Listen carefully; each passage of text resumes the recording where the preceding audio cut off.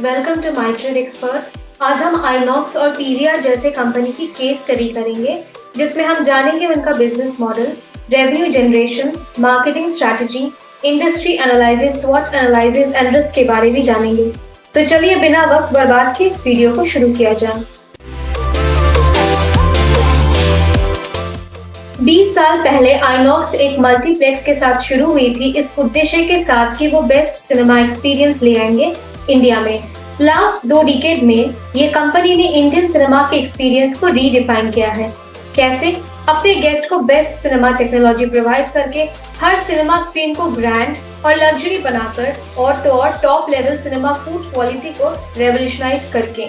एक renowned Indian conglomerate INOX group ने अपनी स्ट्रॉन्ग प्रेजेंस बना ली है with diversified offerings in the field of entertainment, medical and industrial gases, cryogenic solutions. तो इससे हम समझ सकते हैं इस कंपनी के मेनली 3 बिजनेस वर्टिकल्स है। ये ऑपरेट करती है entertainment, industrial and medical gases and cryogenic engineering के सेगमेंट में। इनके कंपनी के ग्रुप्स के बारे में बात करें तो इनके 4 ग्रुप्स है। Inox leisure limited, Inox air product private limited, Inox India limited और GFL लिमिटेड। इस कंपनी का मेन फोकस है इंडियन सिनेमा के एक्सपीरियंस को बेस्ट करना through technology advancement, exclusive architectural ambience provide करना और माउथ वाटरिंग कुजीन अपने कस्टमर्स तक ला देना।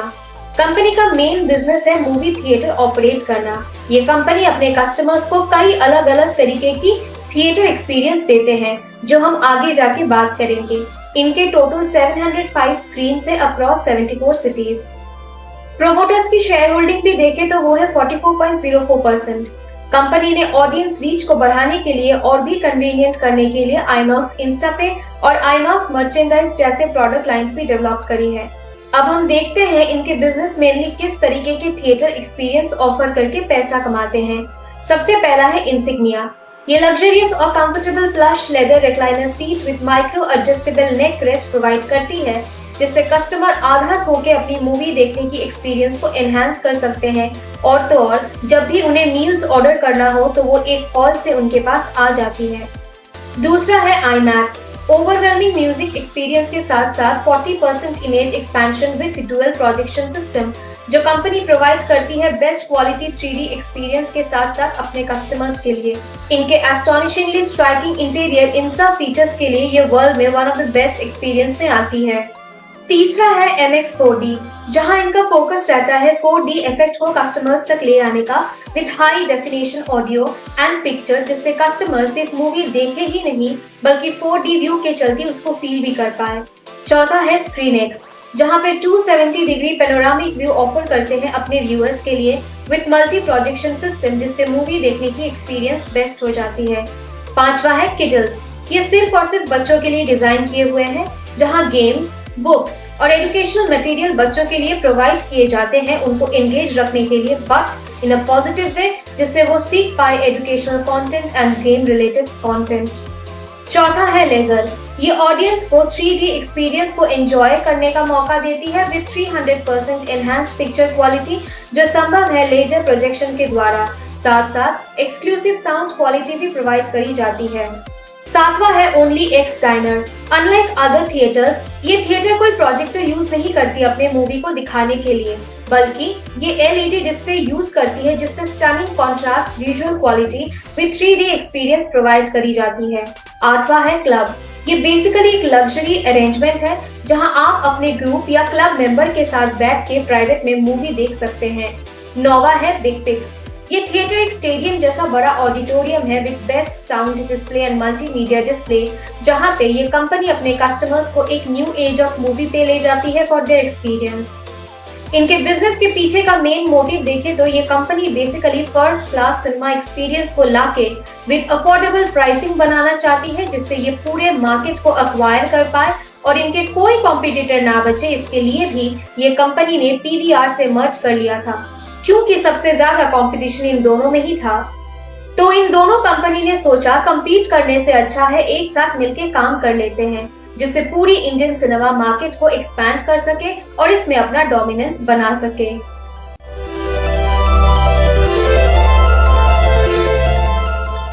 कंपनी के रेवेन्यूज पे फोकस डाले तो इनके अर्निंग कई जगहों से आती है। सबसे पहला है बॉक्स ऑफिस, यानी काउंटर्स जहां से आप मूवी टिकट की बुकिंग करते हो।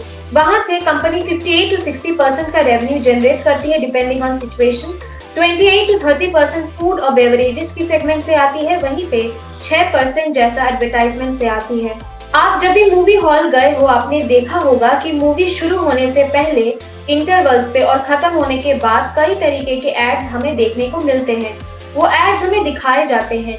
कोई भी कंपनी जब अपने प्रोडक्ट की ह्यूज मार्केटिंग करवानी चाहती हो तो वो आइनॉक्स को पैसा देती है फॉर एडवर्टाइजिंग देयर प्रोडक्ट। और ये कंपनी तभी स्पेशली ज्यादा करती है जब उन्हें पता हो कोई हिट मूवी आने वाली हो जो लार्ज सेगमेंट ऑफ ऑडियंस देखने वाले हो। बाकी 8% रेवेन्यूज अदर सोर्सेज से आती है। कैश एंड कैश इक्विवेलेंस की बात करें तो वो एज ऑफ 2022 202 करोड़ है। इनके real estate holding worth 400 crore है। इनके टोटल अर्निंग्स के 18 to 20% जाते हैं रेंट में, जो कंपनी देती है अपने स्क्रीन को चलाने के लिए।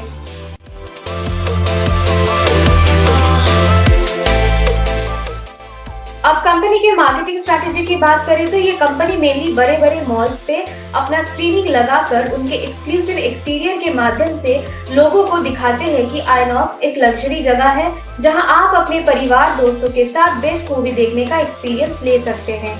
जब भी कोई न्यू मूवी आती है तो बेस्ट टू बेस्ट शोज को आइनॉक्स पे फीचर करने से भी इनकी बहुत ज्यादा मार्केटिंग होती है। फिर ये लोग होर्डिंग करके भी मार्केटिंग करने पे बहुत ज्यादा फोकस्ड है।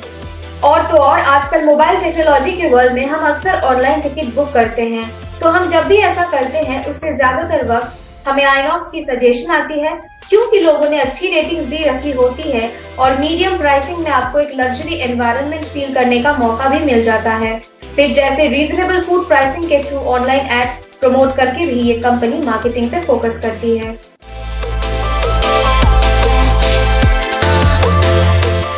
इंडस्ट्री एनालिसिस में अब हम ये देखेंगे कि ये कंपनी का पोजीशन इंडस्ट्री में कहाँ है।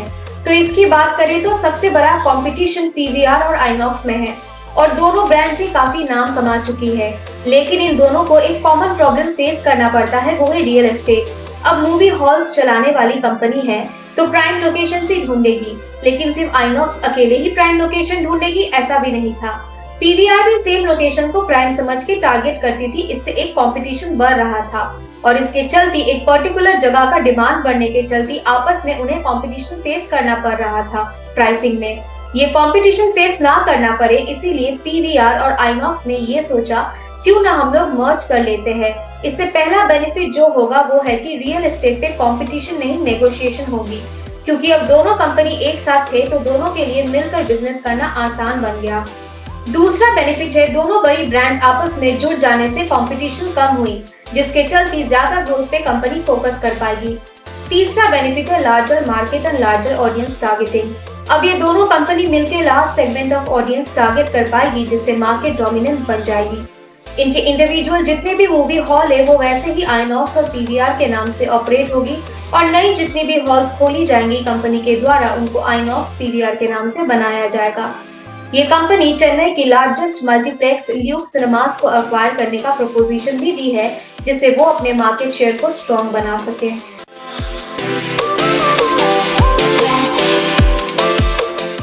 अब हम कंपनी का स्वॉट एनालिसिस कर लेते हैं। सबसे पहले स्ट्रेंथ की बात करें तो इनका सबसे पहला स्ट्रेंथ है ये कंट्रोल करते हैं लार्जेस्ट मल्टीप्लेक्स स्क्रीन कैपेसिटी पूरे इंडिया में with more than 60 properties in more than 70 cities. दूसरी स्ट्रेंथ है एक्सीलेंट कस्टमर सर्विस ऑफर्ड। ये कंपनी जैसे कि हम लोग ने बात करी मेन फोकस अपने कस्टमर्स को एक लग्जरी टाइम देने में फोकस करती है, ताकि लोग यहाँ आए टाइम स्पेंड करें, एक क्वालिटी टाइम स्पेंड हो जहाँ उन्हें एक्सीलेंट आर्किटेक्चर में मूवी देखने का मौका मिले with comfortable environment and excellent affordable food menu के साथ। तीसरे स्ट्रेंथ की बात करें तो आइनॉक्स को चूज किया गया था for nation worldwide tender to design construct and operate the prestigious multiplex in Goa, that is the very famous International Film Festival of India, जिसके चलते ये कंपनी पब्लिकली काफी नाम और ब्रांड बना चुकी है। अब हम कंपनी के वीकनेस के बारे में बात करें तो इनका सबसे पहला वीकनेस है competition with the OTT platform. यानी जब से कोविड आया है लोग मूवी सिनेमा हॉल में देखने की जगह प्रेफर करते हैं घर पे बैठ के बड़े टीवी स्क्रीन पर या मोबाइल फोन के थ्रू देख ले, तो इससे सिनेमा हॉल्स का ओटीटी प्लेटफॉर्म के साथ कंपटीशन बढ़ गया है। कस्टमर प्रेफरेंस चेंज हो गए हैं। इनके दूसरे वीकनेस की बात करें तो ये कंपनी कंपटीशन फेस करने के चलते इनके प्रॉफिट मार्जिन कम होते जा रहे हैं, क्योंकि जितने भी कॉम्पिटिटर्स हैं सबको ही अपने कस्टमर्स को best to best price offer करना चाहते हैं, जिससे ज्यादा मार्जिन रखना संभव नहीं है और इसके चलते डिफरेंशिएट करना भी बहुत मुश्किल है। कंपनी की अपॉर्चुनिटी की बात करें तो इनका सबसे पहला अपॉर्चुनिटी है, जैसे कि हमने वीकनेस में बात करी कि OTT प्लेटफॉर्म आने के चलते लोग हर तरीके की मूवी एक ही जगह पर देख पाते हैं, वो भी अपने फोन से। लेकिन अगर लोगों को वही हर मूवीज OTT प्लेटफॉर्म जैसा सब कुछ अगर मूवी हॉल में भी अवेलेबल कर दिया जाए तो क्या आपको लगता है लोग उसको एंजॉय नहीं करेंगे? ऑब्वियसली लोग एंजॉय करेंगे, क्योंकि आखिर इंडिया में बड़े पर्दे में मूवी देखना किसको पसंद नहीं। लेकिन सिर्फ मूवी दिखाने की बजाय अगर कंपनी एक रेवोल्यूशन लाके इसको सेम एज OTT प्लेटफॉर्म जैसे यूज करती है विद बिग स्क्रीन, तो इससे कंपनी के लिए तेजी ग्रोथ आ सकती है। दूसरे कंपटीशन की बात करें तो ये इंटरनेशनल टाई अप्स पे भी फोकस कर सकती है, जिससे कंपनी के ग्रोथ बनने की अपॉर्चुनिटी रहेगी और मार्केट डोमिनेंस एक्वायर करने में भी सुविधा होगी। अब कंपनी के ऊपर कैसे कैसे थ्रेट्स आने की संभावना है उसकी भी बात कर लेते हैं। सबसे पहला है threat rising real estate price, क्योंकि दिन भर दिन रियल एस्टेट के प्राइस बढ़ रहे तो लैंड एक्वायर करना कंपनी के लिए महंगा पड़ रहा है एज कम्पेयर टू उनके अर्निंग्स जो कोविड के चलते काफी इफेक्ट हुए हैं। At the same time lease पे लेने से भी कंपनी पे हाई रेंट देने की प्रेशर बनी रहती है, जिसके चलते कंपनी को काफी रिस्क बेयर करना पड़ सकता है। दूसरे थ्रेट की बात करें तो early release of films in TV, यानी कि कभी कभी हम देख सकते हैं कुछ फिल्म सिनेमा हॉल में आने से पहले ही टीवी या OTT प्लेटफॉर्म्स में आ जाती है, तो इससे मेजॉरिटी व्यूअर्स उस कंटेंट को पहले ही कंज्यूम कर लेते हैं, जिससे चलती वो दोबारा वही मूवी बड़े स्क्रीन में देखना प्रेफर नहीं करते हैं।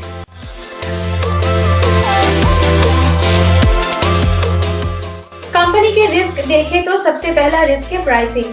अब जैसे कि आप सभी को पता ही है, OTT प्लेटफॉर्म पे हमें पर्टिकुलर सब्सक्रिप्शन में अनलिमिटेड मूवीज देखने को मिल जाती है।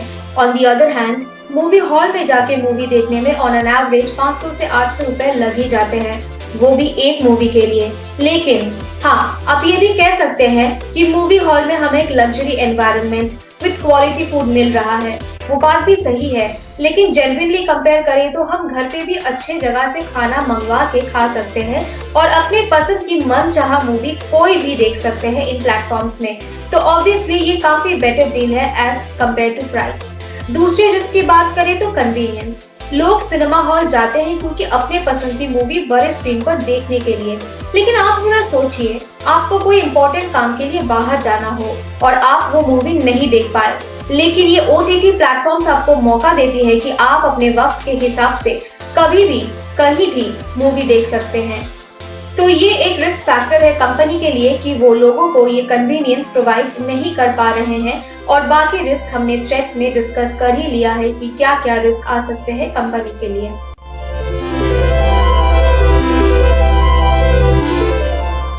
आशा करते हैं ये वीडियो आपको पसंद आई होगी। अगर हाँ, तो हमारे चैनल को सब्सक्राइब करके बेल आइकन को दबा दीजिए। मिलते हैं ऐसे और एक इन्फॉर्मेटिव वीडियो के साथ, तब तक के लिए धन्यवाद।